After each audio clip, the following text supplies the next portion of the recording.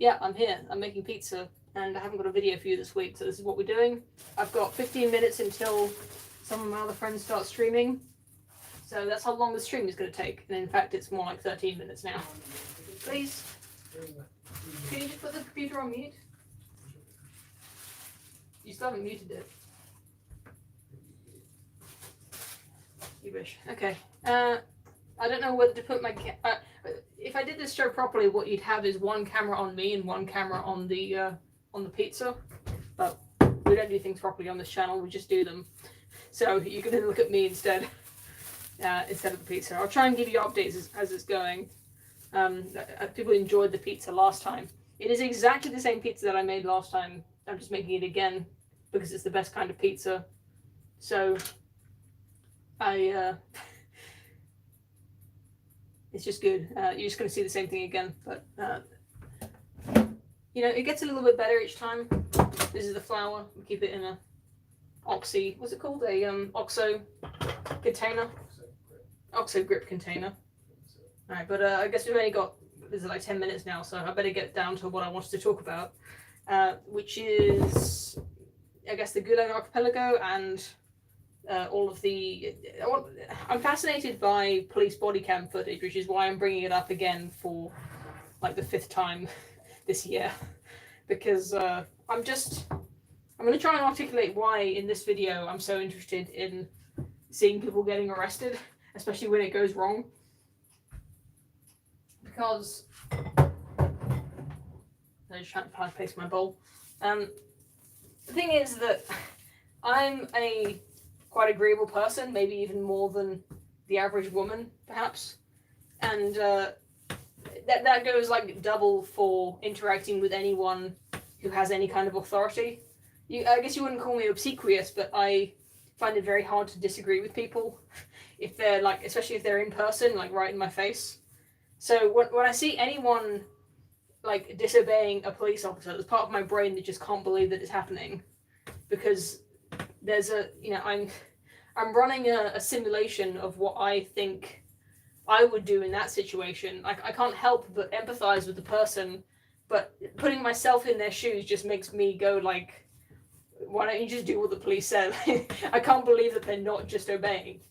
And I think there is something really interesting about that, especially when it's on video, when you're seeing someone do something extremely unusual or something that you absolutely can't you can't make agree with your own worldview, your own personality. They're doing something that you would never in a million years be able to do.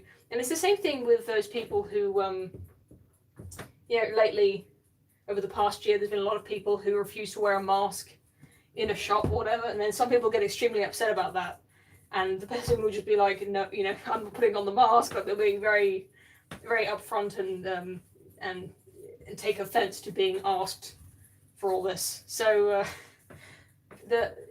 it's the same thing where I can't put myself in the position where I would just argue with a stranger like that, and I can't put myself in the position where I would just disobey a police officer, even if I'd done nothing wrong. I'm just completely innocent, and I'm being treated extremely unfairly, and I was still, I know that I have like a sheep mentality where I just don't want to get in trouble, and I just do what I'm told, and I don't. In some circumstances, that's a very good thing. It gets you in a fair society. That gets you places. Just being able to follow the rules of the society. Doing what people say, feeling ashamed to be upsetting someone else, to be making someone else angry, really upsets me, and that's a good social adaptation, even probably especially for women, to be able to instinctively just do that, to be conformist in that way. Good. I can't read the chat. I'm making pizza, but thank you. But in a situation where the rules of the world are unjust, that you're being unfairly targeted, and that it's happening even on a wider scale, it becomes actually advantageous to be the kind of person who can stand up for themselves. And I was thinking about this when when reading the Gulag Archipelago. I haven't finished it, so I feel a bit bad talking about it now, having not finished it. But the first part of it is, it kind of goes in chronological order. So the first part is just all about being arrested, and it's a series of anecdotes, true anecdotes, from the author and from people the author talked to about just being arrested, basically. And the way that he describes it working, I don't know if this is true throughout the history of the Soviet Union or throughout geographic locations, but during the period that he's talking about the most, he says that people would get arrested all the time. Like every day, hundreds of people were being arrested for doing nothing or almost nothing. Certainly nothing that we would consider a crime now. And sorry, I'm just getting my rolling pin. And from the sounds of it, the people who were doing the arrests, they weren't in uniform. They didn't use handcuffs. It would just be some people would turn up, some men I suppose, would turn up and just say, "Come with us, please." And then the person being arrested, whoever it was, would just go along with these officers, these plainclothes officers. Or maybe they were in uniform, but they weren't shoved. They weren't even put into vehicles a lot of the time. And Solzhenitsyn, the author, describes how he gave directions to the officers who were arresting him, who had never been to they'd never been to the office in that area before. It was their first time. So when they were arresting him, Solzhenitsyn gave directions to them to help them find the place, which is just an absurd level of kind of what I'm describing, of just being extremely overly helpful. And it just made me wonder, like, why, how the reaction could be so diverse among humans, and how, I don't know, I think there just must have been, the only thing I can attribute it to is just demoralization. We hear this word a lot these days, where if you can demoralize people, they just become sheep, basically. They'll just do anything. If they believe that their actions don't matter and that nothing they do will make a difference, then they just do what they're told. And I mean, it's not just that, because Solzhenitsyn, he describes how at every stage of the arresting process, he thought that they were going to realize they were making a mistake. And so he didn't want to put up too much of a fuss, because he thought it'd make him worse for himself, because it would be acting guilty. So he wanted to act like a gentleman and act like an innocent person, and just go along with it. Just let himself be arrested and then hope that it would all get sorted out at some point later down the line. And I don't know, it just seems what it sounded like, and he admits this himself. It sounded like it was a justification. And I read a book last year called Thinking Fast and Slow, and I've also read a book called The Power of Habit, which kind of these books work together in terms of understanding certain parts of human psychology, where the first thing is that we operate mostly on habit.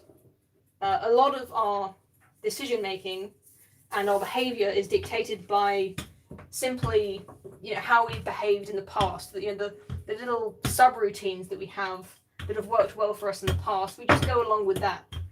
And since most people have no experience of being arrested ever in their lives, when it happens, they don't know how to act, and they just sort of go on autopilot, and they just act the way that they'd act, in any other, if it was just a normal person talking to them. Someone says, "Come with me," and you go like, "Okay, I will."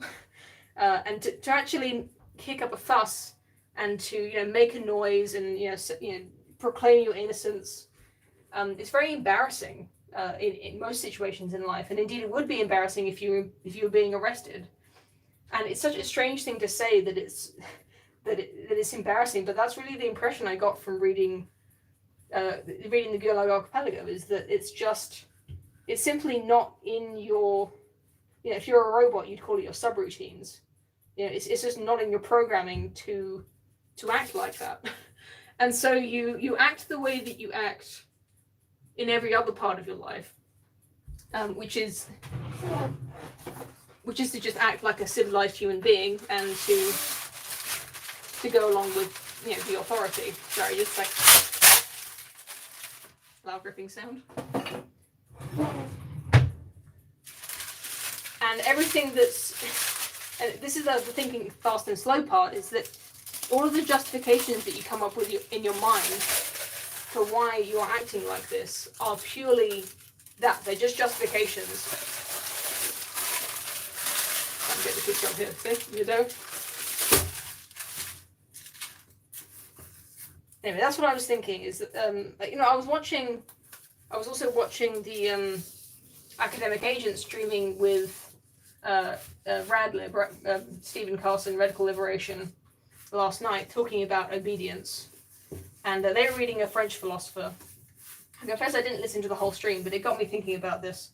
And I think there's a lot of levels you can analyze this kind of behavior on, but I'm pretty convinced by my own idea of this, just pure habit, pure behavior. You know, you behave the way that you always behave.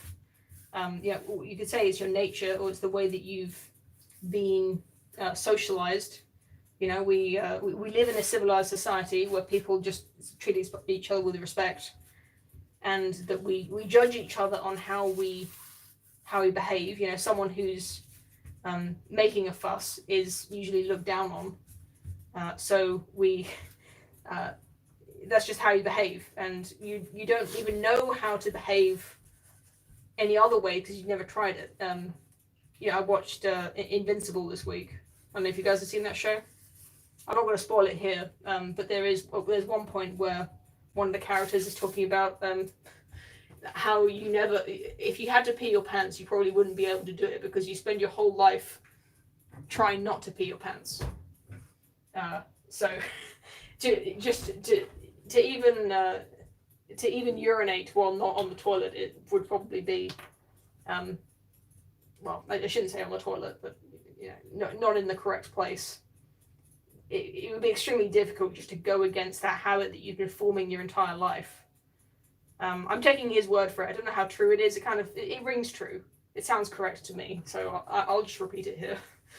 But that's basically what I think. But the reason I'm bringing this up is just that there's a part of me, and maybe I'm just paranoid, but there are a lot of people who think this too, that we could be, or we definitely are, or we already are, in a police state. In a what do you call it? Thought police. Being arrested unjustly for things that aren't crimes. We're getting there. I don't think we're there yet, but it feels like we could be getting up to a gulag kind of state where one's opinions are grounds for arrest. And I'd like to think that if the police came for me because of something I'd said on YouTube, or I don't know, something I'd tweeted, something I'd said at work, I don't know, something that it was unjustified, I know that I wouldn't have the capacity to react the way, I don't know if you've ever seen a video of Tommy Robinson being arrested, for instance. He makes a fuss about it. He's these days what he does is he starts live streaming. I shouldn't say being arrested. Every time he has an encounter with the police, I should say. I don't know when the last time it happened was, but similarly, I was fascinated by that video just because, as I said at the start of the stream, it's completely outside of my normal modus operandi, as they say. I mean, that's what it would take, right? If we're in this situation where people are being arrested unjustly, they're just getting taken away, never to be heard of again. You'd want people to make a fuss about that. You wouldn't want them to go quietly, no handcuffs, no noise, just quietly walking away with a plainclothes officer to be arrested. And I encourage you to read the Gulag Archipelago. I haven't read, like I said, I haven't finished it, but it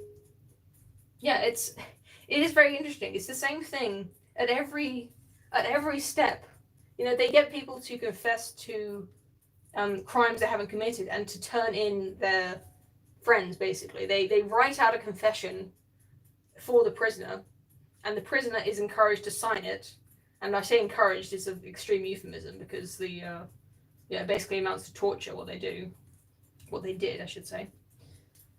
And it's just fascinating the way they describe the author describes the documentation that is laid out in front of the prisoner with the sentence written on it, and the sentence says something like 8 years, 10 years, 15 years, 25 years, and you just have to sign it. There's